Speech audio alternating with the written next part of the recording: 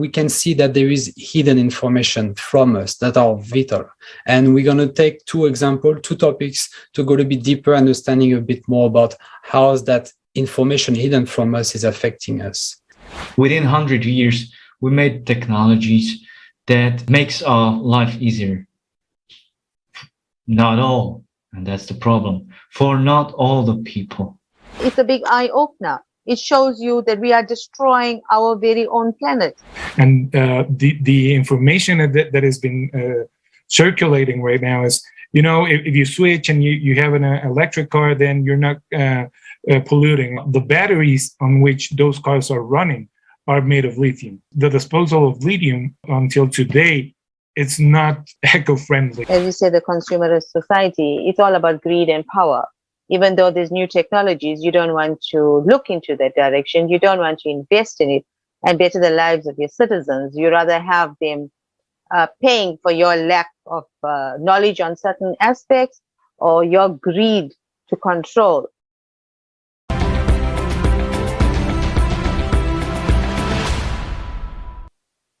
Dear viewers, let us welcome you today to the international discussion on the platform of Creative Society. Within this framework, we discuss with our guests vital topics that affect the entire society, such as climate change, ecology issues, economic crisis, moral crisis, and many more. The goal is to provide a platform for the people to share their knowledge and experience and together outline the ways to solve these issues. After all, we are all affected by the consumer format of society as the primary root cause for all of the above mentioned. But as we could see, conducting social polls throughout the last 10 years with millions of people all around the world, 99% of them were responding that they would like to live in a world where there's peace, where there's friendship between people, and where they are certain in the next day.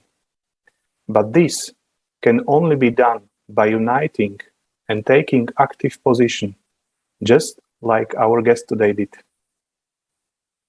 The next significant event and strategical important step for all of humanity would take place on the May 7th, 2022. The Forum Global Crisis, We Are People, We Want to Live. It will be translated into 100 languages. We, the people of 180 countries, will go even deeper into the facts and the truth that is hidden from us. Because we understand that silence and inaction is no longer an option. For when we remain silent, we are supporting the horror of the consumerism format of society. So don't be indifferent. Tell everybody about this forum.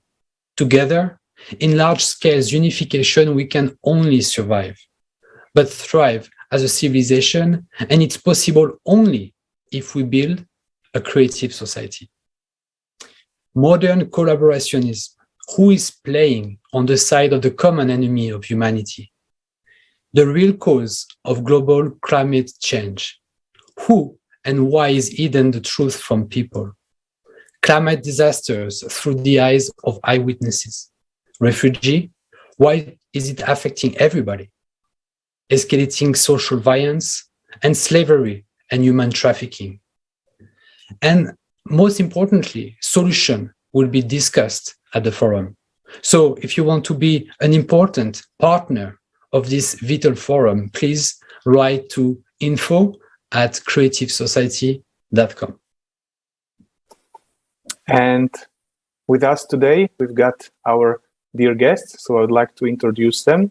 We've got Alejandro Fernandez Merino from Mexico, industrial engineer, MBA, PhD in strategic planning, and research professor. Welcome, Alejandro.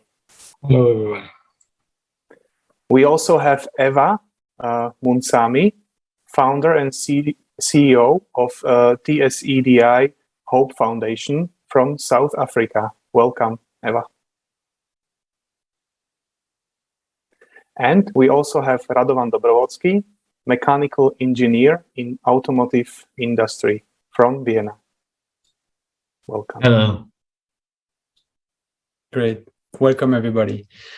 So there is a main topic for this roundtable today. We mentioned it in the conference that happened, the conference that come, where we can see that there is hidden information from us that are vital.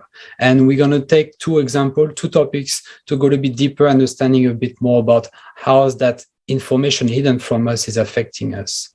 But before that, another topic that we mentioned about what can be discussed in the next conference is climate disaster through the eyes of eyewitnesses. And I just wanted to take the time having Eva with us today to ask her a little bit more about the situation that occurred not that long ago in South Africa, and tell us a little bit more from her own eyes what it is, what were the consequences, and how she can maybe see the situation moving forward. Eva, can you tell us a little bit more about the situation? Thank you, Jonathan.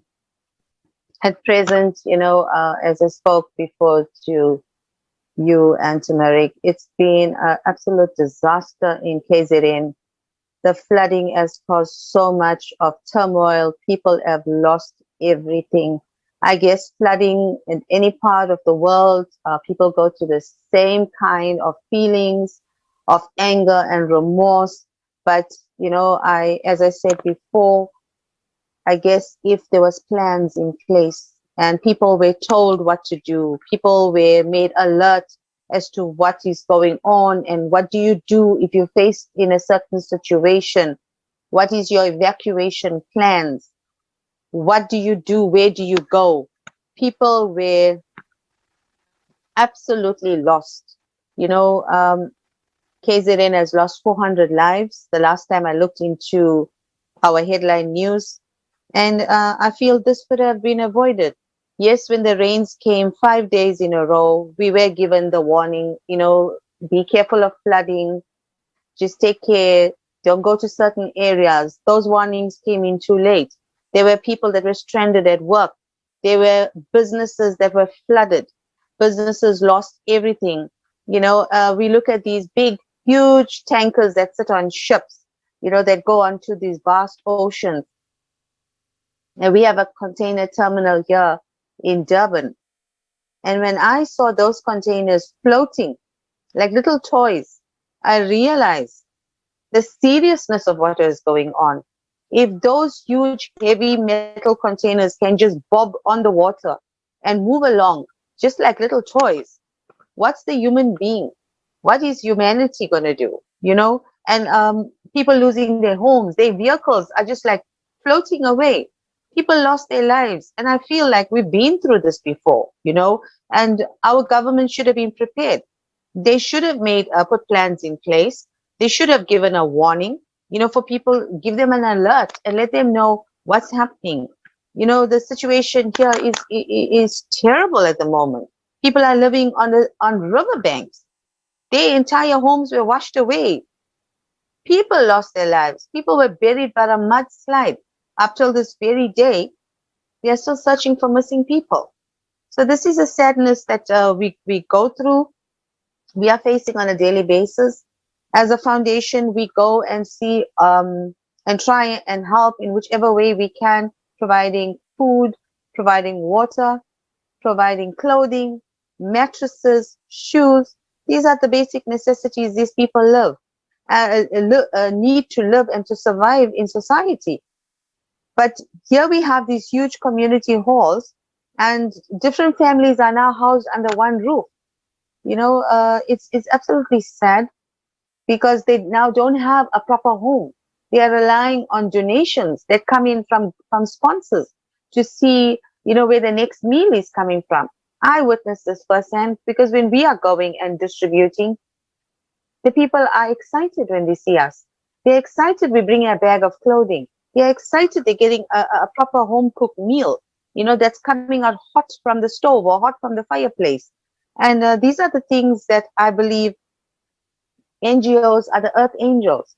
They take care and do the work and the things that our governments don't do, and the best part of it, they do it voluntary. It's their love and their passion. And this is the passion that I have as a humanitarian, and nobody can take that away from me. But if I can help do something to make it right somewhere, somehow, we would all want to live in a beautiful society, a creative society. Yes, obviously it's very difficult for the people to cope with all of the climate disasters that are happening all around the world. Maybe some of our guests today would also like to express their experience. I'm not sure whether, Alejandro, you have such an experience. You live in Mexico, and we know that Latin America generally is pretty known for volcano activity. If you would like to share your experience from this sector as well. Yes. Yeah, well, I live in Puebla, which is a city about 2 hours south from Mexico City, the capital. And we are very close to a volcano. And it's been active now for, I don't know, since I can remember. And what I recall is that when I was young, like when I was about 15 years old or younger, the volcano was completely snowed. And now it's been, I don't know, more than 20 years that it doesn't have any snow. And it's constantly exhaling, ash emissions. And the quality of the air here, it's very poor. It's very common to constantly be hearing of known people of family members that get sick because of respiratory problems. So and it's only increasing. It's nothing that we cannot build a dam, or we cannot control by any means the volcano. It's been active for several years. Sorry, and the thing is that in the area where I'm located, there are some other volcanoes, and in the last 5 or 7 years, some other volcanoes have also become active. So the region, the ground, it affects the ground because the people cannot harvest as good as a quality of a food or plants that they could if the soil didn't have as much ashes. And the weather is not helping along because it's has increased, the temperature has increased, and in addition to that, some regional companies have been also dealing or making experiments to reduce what the weather or how the weather affects them. For example, we have very close to here, we have a huge automaker company, and when it rained very heavily, they suffered a little bit of damages in the car. And what they did, they started to make some experiments to shoot, I think it was a silver compound, I don't know the exact formula, to the clouds. So it took away the weather and the raining, so they don't get affected in their damaging the cars. But that also affected the crops and everything. So it's been a little bit of a bad situation, including the volcanoes, the temperature increase, and these experiments by the private sector that affect the weather as a whole and us as people living here. Thank you very much for this information and first-hand, indeed, from people living in this situation, either Eva or you in Mexico. I think it's kind of illustrates the topic that we really wanted to address, is that the information, either it's hidden from people or it's maybe just mentioned and then we move on to something else because another event will occur. The flood in South Africa, I heard about it, but I don't hear much about it anymore because some other things happen, but the people over there are still suffering. In Mexico, it seems that people are suffering constantly from this increased activity of the volcano, and doesn't seem that it's going to stop anytime soon. So it's important that everybody really have the right information to be able to make the right decision on how we can move forward and build our future. So that's really what the information piece that we wanted to talk about today. And we took two examples to highlight this. So the last conference in December highlighted a lot of information unknown to actually many people, but very crucial for future and it's concerning everybody. So one of the topics that we wanted to talk about, it's about garbage, because it's really concerning everybody. Everybody has that, and nobody can say that it doesn't concern them. And how our modern society and advanced society is currently actually managing the ever-increasing amount of trash that it generates.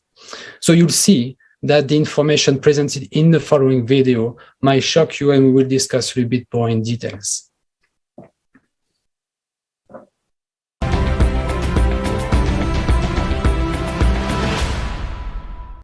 Garbage.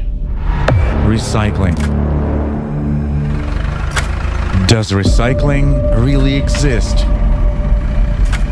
Every year, we throw out more than 2 billion tons of waste. Most of the waste products, in the form we throw them out, are not biodegradable and cannot be properly recycled.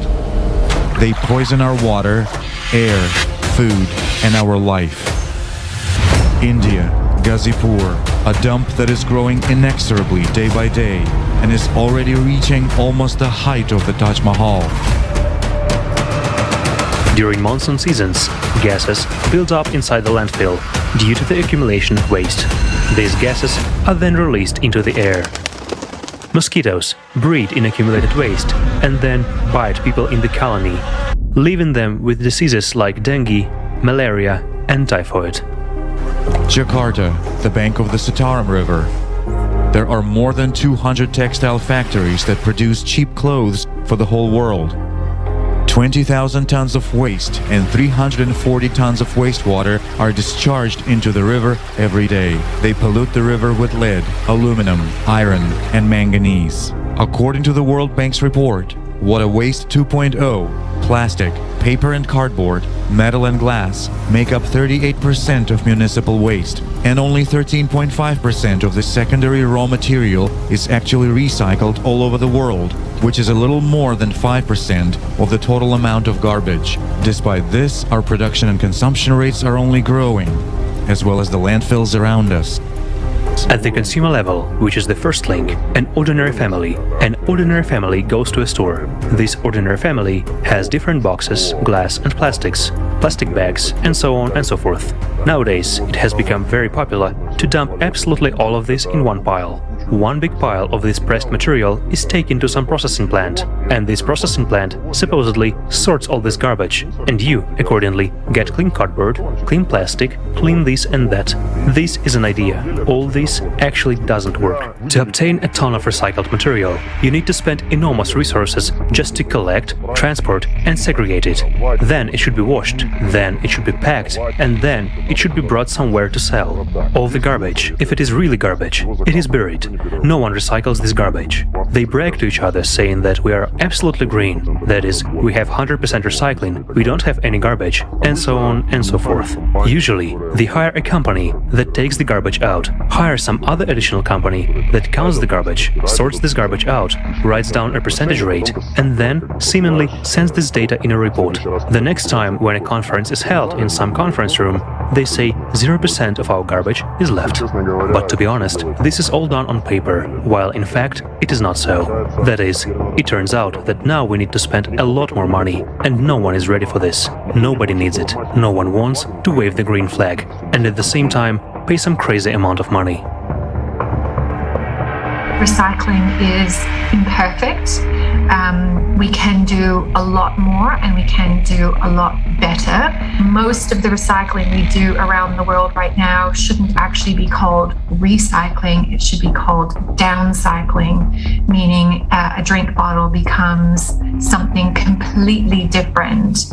And once it becomes downcycled, it can't be reused again. So the quality of the plastic product is lower, we couldn't really recycle them even if we wanted to. So we have to ask ourselves the question, why are they even being allowed to be created from the outset if they don't have a home or a purpose? And so right now, I would say the scientific consensus or the evidence is that we don't quite know what can and should be done with ocean plastics.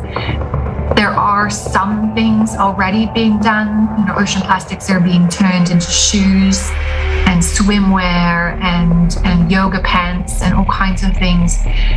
But it's pretty doubtful that that's actually the best thing that we should be doing with ocean plastics. This is probably actually just delaying a meaningful solution and along the way creating a lot more problems than solutions. Let's take PET plastic. Freshly made, it costs around 500 euros per ton. Recycled plastic around 1,000 euros. And recycled ocean plastic is even more expensive. It is not at all profitable for a manufacturer to make the cost of the product twice as high. Moreover, under conditions of fierce competition, his product becomes unprofitable. Plastic recyclers even go so far as to add a greater part of the new plastic to the recycled plastic and sell it under the label recycled. The declared data on waste recycling often differ from the real picture. For example, in Germany, part of the garbage that is considered recycled goes to landfills in third world countries. The situation is similar in Japan. The percentage of recycled plastic also includes that which was simply burned. So what do we consider to be recycled garbage? The one that got into the clouds and became our air and then returned to our food with the rain and water. Garbage is the rotting face of the consumerist format of society. We are killing the planet with it, and what's even more, we are killing ourselves. It is not profitable for us to recycle garbage. We don't benefit from developing technology that would clean up our planet. But is it really us who do not benefit, or the consumerist economy, which we ourselves have placed above human life?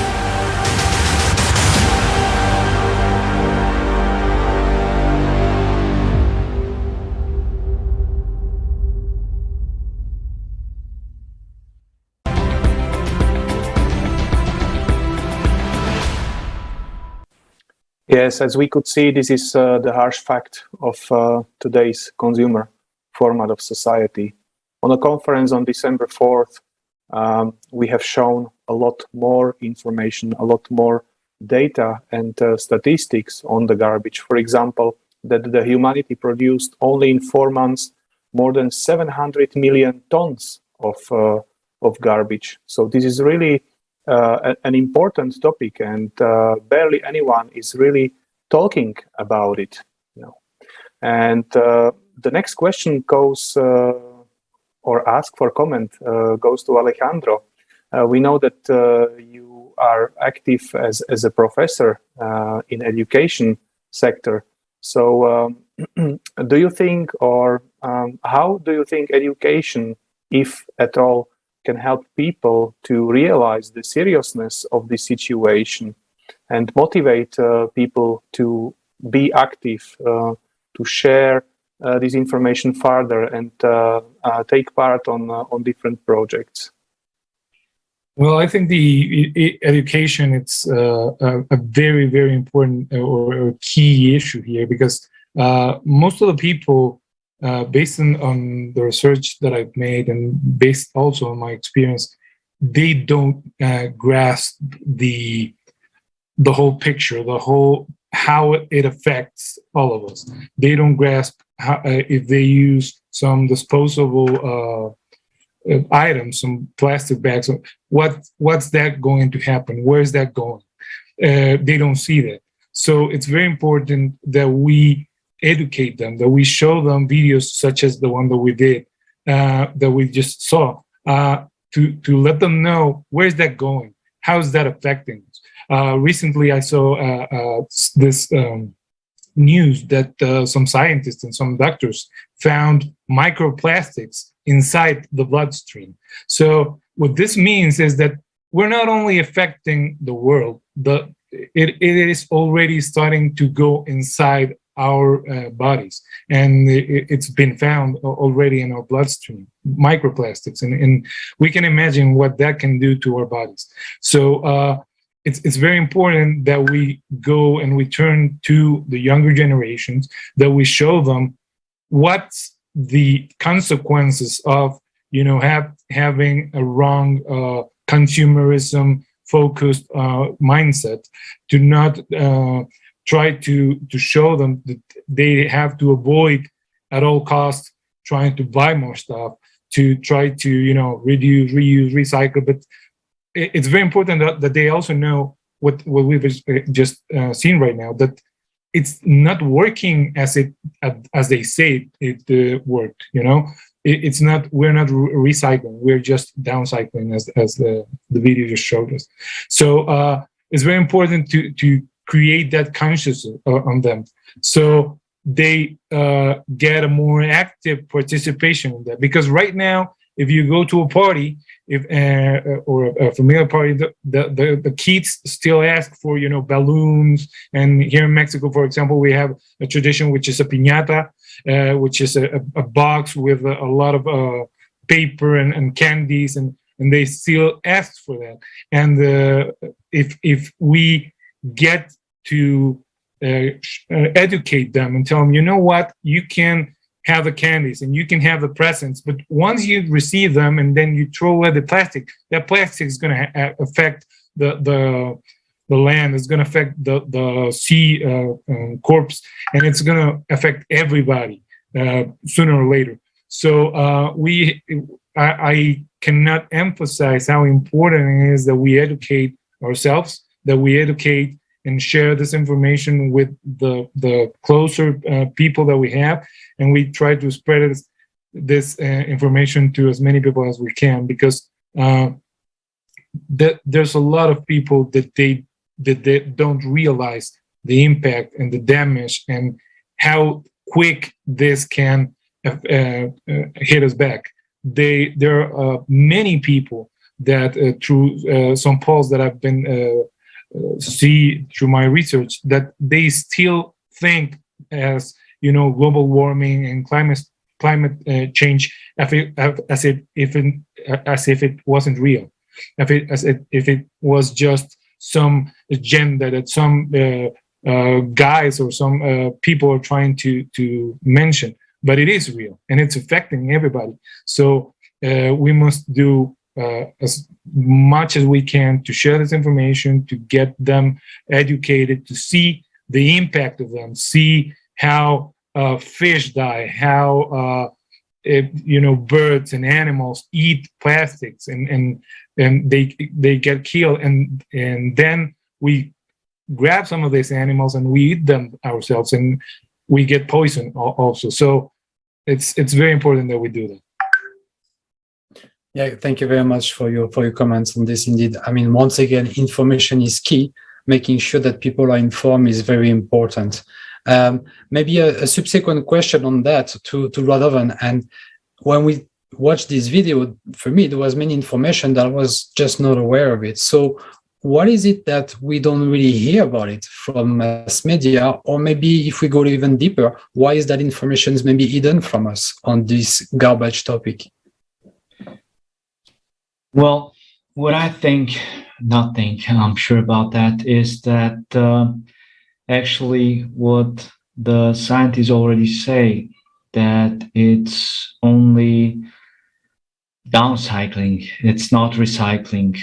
Why is that? Because you have this machinery of integrated, already integrated companies. If a company is already integrated, they don't invest too much in new technologies.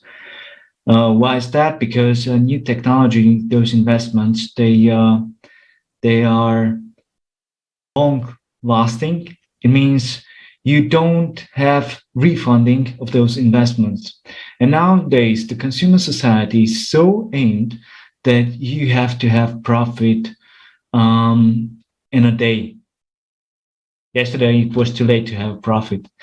So that's why that's already, or I would say it's the mentality of big companies, where these ways of searching, or this searching for new ways, is not adopted, not accepted. That's why they are called slowly developing. And it really, as we now see in consumer society, it has to be from a government set a regulation, then does something a company. That's why in consumer society, for example, we have this technology that is really recycling. It was invented, or it was made in Czech Republic with a private company and Brno Technical University. They are really recycling. They have already installed 5 of these machines in the world, mostly in Africa. But they are desperate for investments. One such installment cost about 90 million Czech crowns, actually. And that's, if you see, that's not too much. And it uses a membrane which separates it. It makes the plastic, or actually every kind of garbage, almost every garbage, it makes to gas, and the gas goes through a membrane which counts then the carbon molecules. And on behalf of that, then a new raw material is made as oil, which you can reuse it everywhere else, in chemistry, in producing new plastic bottles, and so on. So now you have this infinite reusage of plastic bottles, and this technology is already approved by enormous international societies like TSEDI or ISO and so on, International Standardization Organization. They are all the certificates. They were also in Forbes presented, but they are desperate for investment. And nowadays they are actually making everybody to invest there. So anybody can invest, because nobody wants that. Governments don't actually, either they don't know, as Alejandro already said, because nobody knows. There's no spreading information. Nobody is aware. And that's why the technology is not adopted worldwide. Yes, so Thank you. Yes, there are a lot of technologies that have not been adopted, despite they exist, and this is just because it's not profitable for someone. On the conference on December 4th, we, for example, realized about how mafia in Italy is dealing with the garbage. And there was an interview, and this guy said that dealing with garbage is even more profitable than dealing with drugs, and less dangerous for them. So these are the absurdities of the consumer format of society. And seemingly, as Alejandro was saying, that generally the entire picture is missing. What happens then in all of this chain with and stuff like that? But the point is that they do not actually follow whether it is done the way. What happens with the garbage as it's taken out from their homes? So the complexity is really missing. And having you here, Radovan, I know you live in Austria. Do you think that there is this complexity awareness of the people in this topic? They're trying. They are trying enormous, but you can see also the difference between land villages. They are separating. They are very aware of that. They are separating. So they are doing their thing. But if you go to a big company in Austria, in Vienna, you don't see the separation of the material in offices, for example, which I was very impressed, because I thought here in Austria, they're all aware of that. But Marek, as you said, the endpoint is missing. So nobody cares. He's done his work. He's separated the garbage. But then nobody asks where the garbage is gone, where it ends, what happens to it. Because I already shared the videos and the plastics, and shared also the technology, as I'm working with a lot of engineers surrounding me. So they didn't knew that. So the awareness is not as high in Austria as I thought before. Yeah, amazing. And I think Alejandro would like to add something to this topic. Yes, in addition to that, and it's also mentioned in the video, is that one very important key component here is the focus that everybody puts in this situation. Because if you go to the schools in any year, but mainly in the advanced degrees or years, the main focus is always profit. It's always getting richer. It's always acquiring the most amount of wealth and money. And that's a very important part of the problem, because as the video showed, is right now recycling is not profitable. So if a person, for example, and what Radovan was mentioning is that if a person right now has some money and wants to invest in something, it's going to prefer something that returns more money to it, not something that helps the climate or helps the earth somehow. So because that's something that's been drilled down in our minds since we are young. You have to be you have to have success in life, and what that success means usually in most of the countries and in most of the education systems is you have to generate as much wealth as you can. You have to amass the most money that you can. And that's the focus. So if that is the focus, then everybody is just focusing on, okay, how do I get cheaper labor force, cheaper materials, don't spend as much time as I would need to recycle and everything, and just get the biggest amount of profit as I can. So that's a very, very important key component, because if we can change that, and if we can show the new generations that that is not the ultimate goal, because if we keep through that path, we are going to kill ourselves and damage the planet severely. So we have to change that focus. We have to show the new generations, okay, the most important thing is not to be the wealthiest person alive, is that we can all be alive and have, be happy and share, and doesn't live through things such as whatever was mentioned, So it's very important that we... maybe, Eva, do you have anything on the topic of the garbage and globally on the awareness of people, maybe, and how important it is for them to be aware with the reality of the situation? Thank you, Jonathan. I actually do have, while I was listening to Alejandro, it took me back in time to something very important. And I remember education plays a key role. As you said, we got to speak it forward. We got to teach it to the new generation. I remember growing up in school, we were always taught never to litter. That's number one. And up till this very day, that thought stayed me. So I would never throw out a plastic paper or a wrapper out the car window, or do any kind of thing that's going to be detrimental to our society, our planet. But brings me back to where it is right now, with regards to the kind of community that we are taking care of. So I'm now talking about the forgotten communities.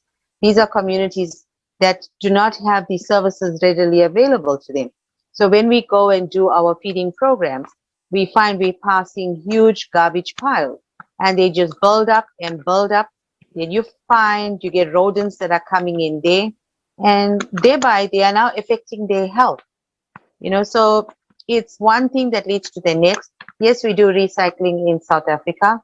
We do get these huge, massive containers placed in strategic points where you can dump your plastic, your paper, and you split them up with your glass bottles. And everything is about a business. Everybody wants to make a quick buck. So you find some people will adhere to those rules, will take the glass bottles to those containers. And then there are some that won't. Some will just throw it out the car window. Some will throw it out their home. Because where are they going to put it? They don't have the municipal bins to take the dirt and put it there. So then you find all this is accumulating. And then also another thought came to mind, which is the biggest contributor to most of the garbage accumulating throughout the world is diapers. Diapers are formed in such a way that it will contain whatever a little baby is going to pass through. And it forms this gel-like substance. So with regards to that, these things end up also in our rivers, in our streams, and our oceans. And it now affects our sea life, which at the same time, as Alejandro said, we live off the sea. And whatever we are eating from there, whatever goes into the sea, into the fish, and we are eating it, is going to affect our health. So there's a lot of things. I think it starts with the education part. I think more or less, I'm talking on behalf of our country. I know the education system is very changed. There's a lot of things they used to do when we were schooling, like centuries ago. They don't do them anymore. They don't teach these vital basic things anymore. So I think, going back down to the square root number one, saying, start with the littering. Don't do this. Show the video like what we just saw. It's a big eye opener. It shows you that we are destroying our very own planet. And as humanity, if we can all work together and come together to make a difference, to say, look, there's people here. Yes, those that are living in a good formed society, they have municipal vehicles that come along and collect the garbage and do whatever. But let's just help those that are living in rural areas that don't have these services. So let's educate them as well and tell them, look, this is a container, this is capture for your glass bottles, this is capture for your paper, and this is capture for your plastic. We are going to make a difference. We're going to say to those that are throwing away diapers that think you throw it in the river, it's not helping. That diaper swells up and it's causing more of a problem than, than a solution, because you got rid of it from your home, but where does it go? So the landfill sites, we do have them here in South Africa as well. We also have people that go around collecting tin cans. They try to earn an honest living by selling it to manufacturers, where they take them by weight and pay them something for their services and time of collecting them. That, in a sense, if we do this on a regular basis and divide what we have, we can create employment, because at the present moment, unemployment rate in South Africa is very, very bad. So there is ways. Education plays a basic part, I believe, where we can help our society, we can help humanity. Thank you. Thank you, Eva. Yes, this is indeed so, and I think this is the issue that can be seen globally all over the world. And indeed, awareness and education is a very important factor, but what I would like to add that we should be educating what is the root cause for all of this issue. And the root cause is the current consumer format of society, where money and profit is on the first place, and human life, and ecology is somewhere at the very bottom.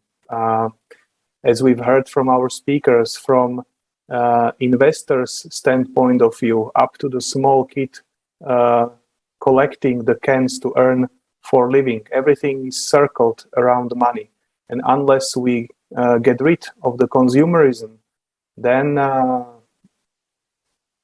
there is no outcome of this, And I would like to move on now. And the next topic that is also not really interesting from the, let's say, profitability point of view is the way how we generate energy. And in particular, I'm talking about free energy. So let's watch a short introduction video.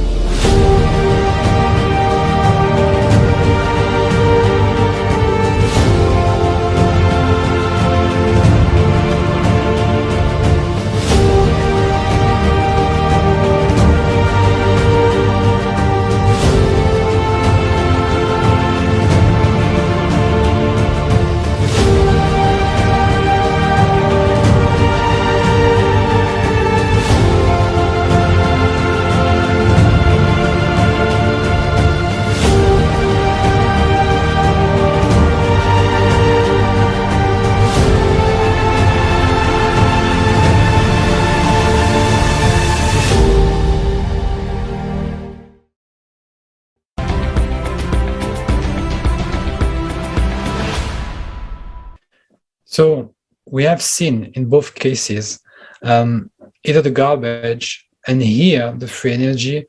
Why is no one is really talking about it? Once again, we're going back to this idea of why is this information is not widely spread.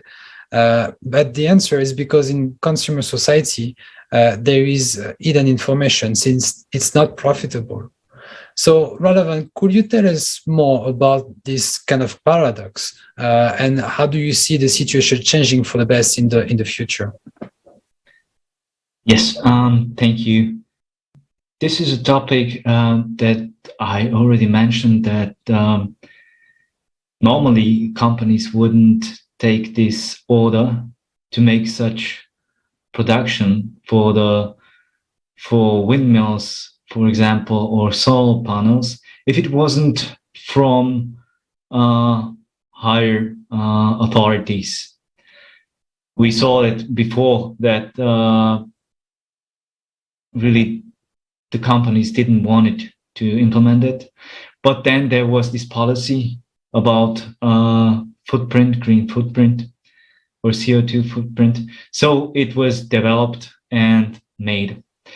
But what we have now is a kind of absurdity loop, which says that if I, for example, the steel plants or a company like ArcelorMittal has already in 2019 said, if we want to adopt a new technology, this will be for reducing CO2. This will be costly. We have to develop a new technology, and which will separate then the iron oxide and reduce the CO2 output, and it will make the steel 20 to 30% more expensive. And windmills are made mostly from steel and concrete. So we have this new green technology, which is also not reliable. So we have now a really interesting loop, which for that to be more green, we have to adopt technology which will make the energy focus or the energy output or the green energy to build up more expensive. and everything will be expensive. Who will pay that? As companies are, as we already heard, they are focused on quick profit. The taxes are already rising for normal people. The steel or the electric cars, the chassis is still steel, made of steel. The whole body is from aluminium, which is not as affected as steel, but all the chassis from electro cars are from steel, and they are using the same energy, which is unreliable. So this is very interesting, and when we go further, where investments are missing is also to recycle those windmills, those solar panels, which the technology was not really implemented, and really not, there was no investment at all in this field. So they are also ending up on landfills. You can imagine those cracked windmills which were cracked by a wind. Funny thing. They also end up somewhere in landfills or somewhere put it down to be, I don't know, either reused or not reused, just they will be standing there. And although we have technologies which were showed, for example, safe technologies from South Africa, actually they use high radio frequencies to emit energy. This was already proved. This was already documented, for example, by Foster Gamble in his movie Thrive 2. And they really gone so far that they also adopted this technology into a car. They are already making UAVs, means drones, which can fly then 1,000 miles. So, or we have then this Germany company named Roche, and they are also invented or are adopting, because all the technologies like magnetic generators or these high frequency generator or this kinetic energy, those technologies always there. There only had to be a focus on that to make it work. That's like everything here on Earth. You just have to make or take a focus or focus more, get some investment to make up a solution for that. So this kinetic power plant, they can generate like 1 megawatt to 5 megawatt energy, like the SET generator or GPM. You can imagine he's big as one room. So you can build it up in a village, and 300 houses can be powered by it. So, but as we already spoken, also these big energy companies, they don't want actually to lose their share on the market in consumer format society. So today the energy is centralized.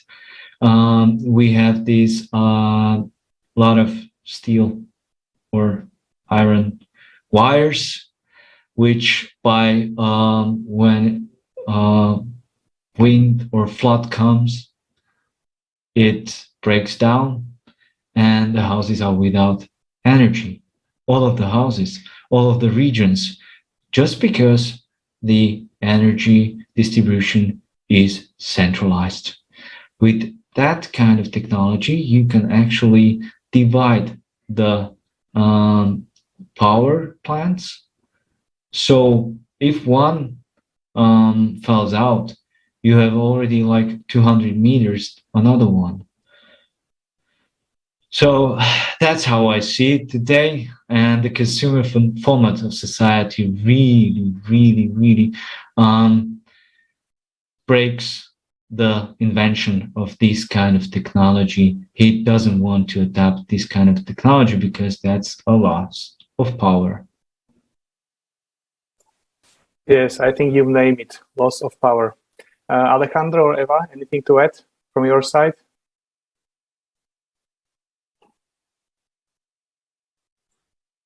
Would you like to go first, Eva?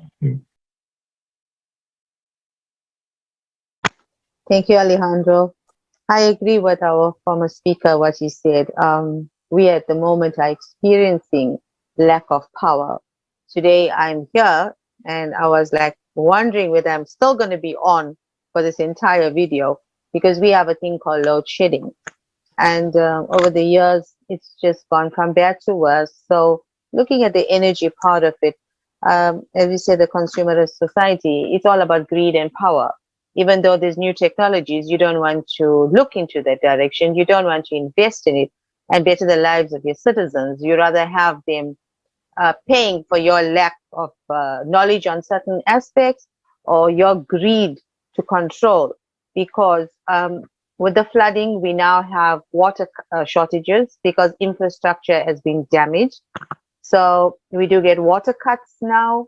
We also have power cuts, which goes on a regular basis. It affects our working life. It affects things like this online meetings. It affects quality of life and businesses, and everybody is affected. There are times power or energy just goes off. When a mom is home from work, she cannot go to a stove and cook. Yes, there are some that can afford generators, so life can carry on as normal. Unfortunately, not everybody. So yes, I do agree. This is another major problem we have worldwide. It is happening in my country.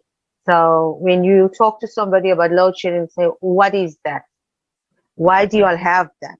So yeah, I think if you can go and ask our powers that be, because everybody is well aware, they do supply to neighboring countries that have no problem. They have electricity and they are living fine. But the South African citizens are suffering. If you go on social media, you will find people ranting and raving about the electricity and the power cuts. They are angry about the water cuts. These are our basic things that we need to survive. And yeah, I guess this is the sad part of the energy, on the energy topic that we're having at this present moment. Thank you. Yes, actually, and now there was this funny picture came to my mind. There was this man standing right next to an electric car that was connected into a windmill, and everything was frozen, and he was making a call and asking, so what next? So we see that with the graduating cataclysms, we need to have reliable sources of power. But apparently it seems that this is not the trend in the current consumer format of society. But Alejandro, you wanted to add something as well. Yes, what I would like to add is that we have to be more specific, to dig deeper about what these new technologies mean and how they're going to make the energy or whatever they're processing, because we've been misled many times to think that if we change to certain new technology, that's going to solve everything, and it's not. And one example of that is that right now many of the car manufacturers are trying to switch to the energy or electric cars, and the information that has been circulating right now is, if you switch and you have an electric car, then you're not polluting and you're not emitting anything. And that's not true, because even though you're reducing your consumption on fossil fuels, the batteries on which those cars are running are made of lithium. And once that the lifespan or the life expectancy of that battery runs out, then you're going to have to dispose that battery. And the disposal of lithium, all up until today, it's not, how do I say it, eco-friendly or managed in such a way that it's not affecting the environment. So once you're going to buy your car and it's going to be electric, but once in, I don't know, 100,000 miles or 10 years or 20 years that you have to switch or change that battery, that disposal of that battery is going to affect the environment, I think, even more than what you would usually affect it using fossil fuels. So we're not changing for better energy. We're just changing the way we're damaging the environment. We're not doing it through constant emissions throughout 10 or 20 years of fossil fuels. We're going to do it after 10 years or after 15 years, disposing their batteries. And there's a lot of energies that work in the same way, that say, you know what, you're going to save and you're not going to affect that much the environment, but that's not the truth. So we have to dig deeper in what that energy, that new energy or new technology really means. What's the components that it's being used? What's the materials, the process, and so on. And we have to be as people, as individuals, more active in that. Demanding our governments, demanding the private sector, okay, what materials you're going to be using? What are the consequences of me disposing a lithium battery in 5 years or in 10 years? What's the consequences of that? And if we start doing that, if we start asking those questions, then we're going to get more answers, or at least we're going to make the private sector or the enterprises or the people that are getting richer with all this businesses to have to work a little bit harder to provide new and different solutions that do address the problems that we're facing. So I think it's very important that we dig deeper, that we analyze, that we ask more questions, and that we show the younger generations that don't go just with there's a saying about going with the shiny new object, just that we don't have to just take the shiny new object, being right now the electric vehicles, to really ask what's behind that, what's the process behind that, what's the materials behind that. And if we do that analysis and it comes out that it does, it's better and it's cleaner, and okay, then we move ahead. But if it's not, then we have to demand better technology and skip or avoid using that technology that it's not going to help us. Yes, you really hit a nail that we need to understand and we need to create this demand. Recently, I've actually seen a video about child labor, how the children in Africa, I think in Congo, they dig for cobalt as part of the batteries that this Chinese company sells to car manufacturers, even including Volkswagen and other renowned car makers. So I fully agree that we need to be aware about the whole process, and we need to take the active position and study. And again, where does it ties to? It again ties to the consumer format of society, us delegating the power to someone else's shoulders, being passive and stuff like that. But we need to understand, where does it lead us to? If we don't stop this, where will it lead us to? And the point is that we have other options, and we have got all the tools and possibilities and the technologies to do this. There is this project, Creative Society, and we need to understand why we need to build it. Why are we talking about it? Because we want to live. We want to live in a sustainable world where basically there is no poverty, where all the people live a decent life. And we need to talk about it, everyone. If we don't speak about it, we have got no future. And maybe Eva could also provide her view about why it's important to spread this information, as I understood that you've got some insights into this topic as well. Yes, thank you so much. You know, going around being a humanitarian, there are things that we see we wish to forget at times. There are things we see we wish we could do more. And more or less, we wish we could like save the world. You know, it is very, very sad. You got to be built and have a strong backbone to see the kind of pain that you witness in people's eyes. And these are the reality of life. You know, do you go to different societies, more or less with the NGO part of the work that we do, we cater to the less fortunate, and the kind of things that we are seeing it's heartbreaking, you know, and we wonder, why did we have to come to this level? Why are they suffering the way they are? And as I always said before, with regards to our government, will only worry about your people. And people say, I say this very bravely, during elections. And that's the truth. You go to every nook and cranny and find the people that you want them to vote for you and keep you in power.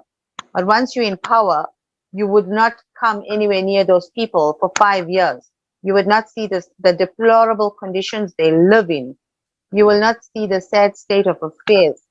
And what hurts or breaks my heart is when I go to a certain district where I do my feeding projects, and I find kids as little as 3 years old and going upwards into toddlers, teenagers, coming with their little bowls, and they're standing there with their 2 hands folded looking unto us to provide them that meal for the day. It makes you think, how can this go on in 2022? We are in the 21st century. Why is all this still going on? What is not being done? Are the rich just getting richer and the poor just getting poorer?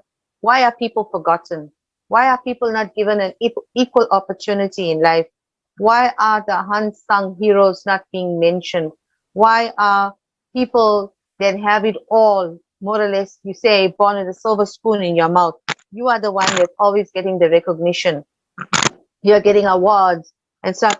We celebrate you. We are happy for you.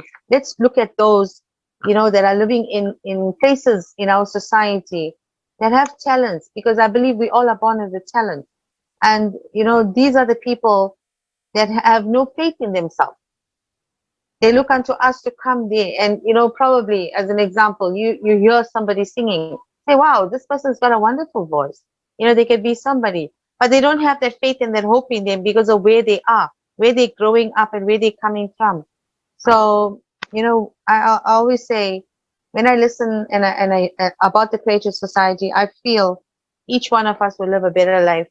Each one will be given an equal opportunity to survive, to thrive in the society, to hold each person, you know, put humanity first and our love for humanity. Thank you. Thank you, Eva. This is very important, and indeed, we are talking about creative society where we will no longer delegate the power to few representatives who decide about destinies of millions of people, but we all people will be self-governing society, and we will be making sure that everyone has a decent life. Maybe I would like also to ask Radovan, how would you explain the benefits of creative society from your end, maybe on some particular examples? My point of view of creative society is actually, first of all, as Eva already said, people should not be focusing on the basic needs. Just how can a community, how can a humanities thrive or be something when you have to fight each day about the basic needs of a human being? That's not possible. So, from my point of view, let's go a little bit higher.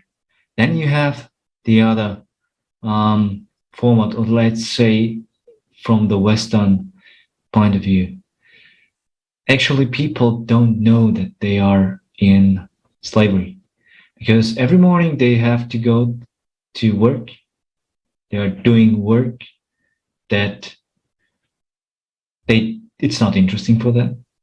They are going only to work, to go to work, to have money for a house in which they are only sleeping.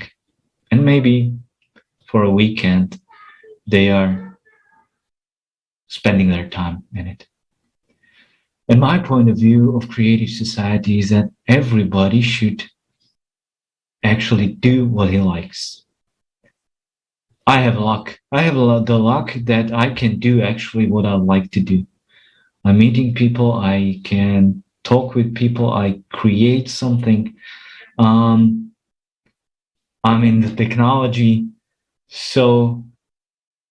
But I think I'm only a small percentage of the humanity. Maybe one. But this should be allowed to everyone. So can you imagine actually the potential if everybody has their all basic needs fulfilled, and then he has some money to live with, and then he can actually do whatever he likes? A lot of sociologists, they say humanity will not take that. People are not into working and so on, but they just don't have a clue, because they see it from the side that people are lazy. No, people are not lazy. People are just tired from fighting each other for their survival. That's all. If you give them the opportunity and the means, they will work, because they will find themselves a work, something that interests them, and they would make it perfect. And now imagine 8 billion of people doing like that. Can you feel the potential? Can you feel what we can achieve as a humanity, as one civilization, and how fast actually? Within 100 years, we made technologies that makes our life easier. Not all, and that's the problem, for not all the people. But if we could do that in consumerist formative society, but on the other hand, we polluted the whole earth, what could we do in a creative one? What could we achieve, and how fast? Not in 100 years, but in 5 years, we would be somewhere totally elsewhere.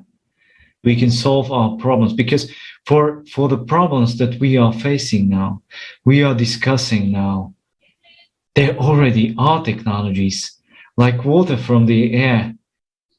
We have generators, mobile generators, and also stable generators of water from the air. We have generators for electricity that don't need to be attached on the central power. We have the means to provide food for everyone, like, for example, vertical farms. We have, or we have also, like I mentioned, for pollution, a solution.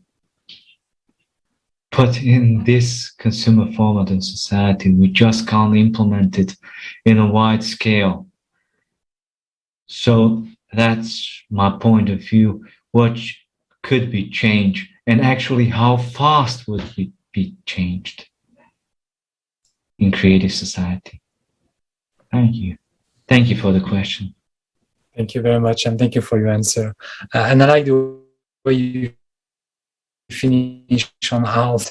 I think there is a very important question. We raised it already. It's how information can be spread about anything for people to be aware, and how are the simple steps that we can put in place to spread that information. And in the case of now, the discussion is about the creative society. So maybe Alejandro, can you tell us regarding the creative society, what are the simple steps that we could take to be able to spread that information about what is the creative society, what are the benefits of the creative society for all of humanity, to make sure that we can put in place as soon as possible? Yes, sure. I think one of the key components is to have a clear picture of what the final goal is, which is, as Radovan and most of you have mentioned, is based on the polls and everything. At the end of the day, we all want the same. We all want to be living a happy, stress-free life. And once the people understand that, the goal of this creative society is to achieve that through the activities that we plan, through the discussions, through everything. So once they realize that that's what we want, that's what we are seeking for, that's one of the very key actions to do. And then just start sharing the information with the people close to you, with your family members, with your friends, with your colleagues at work. Just start sharing with them what the creative society is, what we're doing, what we are striving for, what's the end goal of that, and some of the actions that can be do or that have been done. Then it starts to build up, like a snowball, to start increasing in people, and they start sharing with each other, because at the end of the day, we all want the same. So and if we see that, it's, for example, if you hear in the street that somebody is giving away free money, if you tell that to anybody, then they start sharing the information, and then soon it's a huge amount of people that they know about it. It's the same. If we start sharing this, and we start sharing our goals and our objectives and the focus that we have and the actions that we have, then at the end of the day, they're going to have two choices. They're going to be, resting in their beds and going to say, okay, I want to keep up with this tiring situation, as Radovan says, as fighting or competing with each other to get some money to buy some food, or I want to be living in a community, in a world that we don't have to do that we can, through creative ideas, to collaborative working, to by reducing the consumerism, be working together, helping ourselves, and not be needing to stress that much, to live the way we all want to live. So if we share that, if we start, talking to each other, sharing through social media, sharing with our friends, family, I think that's gonna, start building up momentum and creating like a snowball, which will hopefully and fast detonate in what we want in the very short future.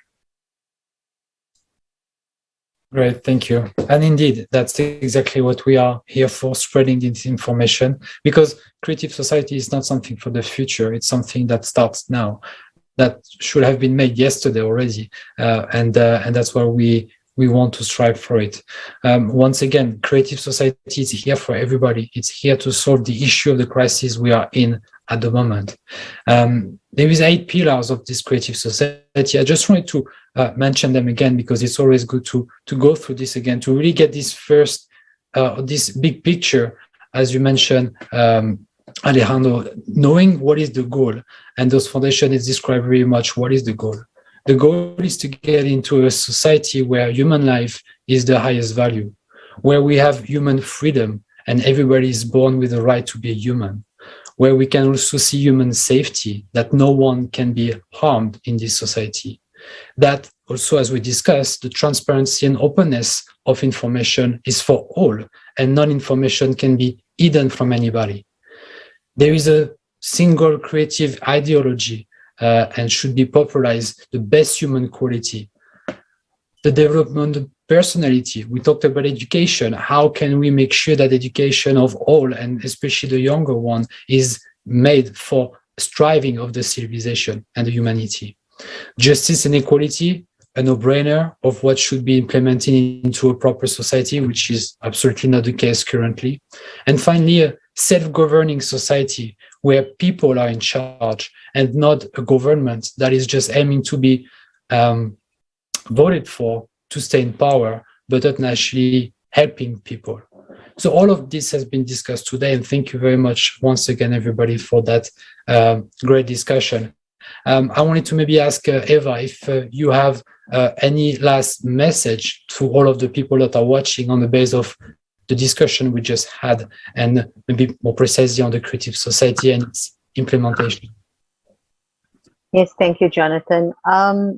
I actually agree with Alejandro on what he said. It's very vital and important that we share the information we have. I've been doing it on social media. I've been doing it with the people I work with. It is like a dream that people listen to. And when they hear about it, you know, they wonder, like, can this really happen? Is it a reality? So word of mouth, we need to spread the news as well. Also, last year, I've been studying towards my human rights advocacy and also to become a gender-based violence instructor. I spoke a lot about the creative society because we had people from all over the world in that one cohort. And I found lots of people question me. I've made friends throughout the world, and they ask me, what is this creative society you keep mentioning and you're talking about? And they all went into my assignments, and it gave me great pleasure to say, wouldn't we want to live in this kind of society? And I think word of mouth, spreading it out, trying to see and form this wonderful humanitarian group that's going to take care of each person, giving them an equal opportunity in the society to see that nobody is left behind, that each one will take care of another one. And I guess that's what we all want. We would not be hearing of nations starving. We will not be hearing of all the social ills that go on, because at the present moment, I say, we do have our governments, we do have our justice system, but why are they failing us? So when you think about everything put into perspective, you realize it's failing throughout the world. So we do need a new structure to come into place. We do need to put humanity first. We do need to be happy once again. At the end of the day, when you ask anybody what they want, we all want peace. So this is the creative society we want to live for. Thank you. Yes, thank you. And maybe also like to give the opportunity to Radovan and Alejandro for some last words to our viewers. Maybe let's start with Radovan. Yes, I would like the viewers to take into consideration which power hides beneath the words. Because the only thing that stands between us and the creative society are our words and our mindset. As already Alejandro said, that we are too focused on money and power. And that is something that prevents us to live, really live. Thank you. Thank you. Radovan, Alejandro? Yes, thank you. What I would like to finish with is that I think that the creative society and what it strives for and the principles and their actions are a beautiful idea that we can make a reality right now, today. And that if we keep sharing and keep acting and keep going that we can be this generation to end all the problems that the human race is facing. We can end poverty, we can end war, we can end hunger, difference between genders and everything, pollution. We can end all of that, and we can be that generation. We can be those people that we could turn in a couple years or in some years and turn back and say, we did that, we fixed it for us and for the future generation, for our children. And now we live in the world that we can. And that depends solely on us, on the actions that we do, that we take, and the path that we take based on our decisions. So we can do this. I believe we can. We can and we will, because Creative Society is absolutely feasible and realistic projects with 3 clear steps of implementation that you can find also on our website, creativesociety.com. Thank you, Alejandro, very much. And dear viewers, if you would like to know more about what we have discussed, how we could effectively clean our planet, how we can implement free energy, in that case, please don't miss the upcoming Global Forum that will be held on May 7th. Please save the date. The Global Forum, we are people, we want to live. And this is prepared purely on voluntarily basis by indifferent people who know that we need to take the active position. This Global Forum will be streamed live on tens of thousands of channels and will be simultaneously interpreted into 100 world languages. So please save the date and feel free to join. Thank you. Thank you all, dear guests, for participating into this roundtable. And dear viewers, right now it's the right time to stop being silent, as our guests just been today. Take this responsibility and become a true hero to stand in with Creative Society and all of humanity. Share this information with everybody you know, and share vital information about the upcoming forum, as Marek just mentioned, Global Crisis. We are people, we want to live. Also, if you want to be an informational partner, you can write to info@creativesociety.com. Now, you can take easy, but the most important action by spreading this information in all of social media, all platforms, you know. This information saves people's lives. Let's make this forum stream everywhere. Thank you, and see you at the next international discussion. Thank you very much. Thank you all. Bye.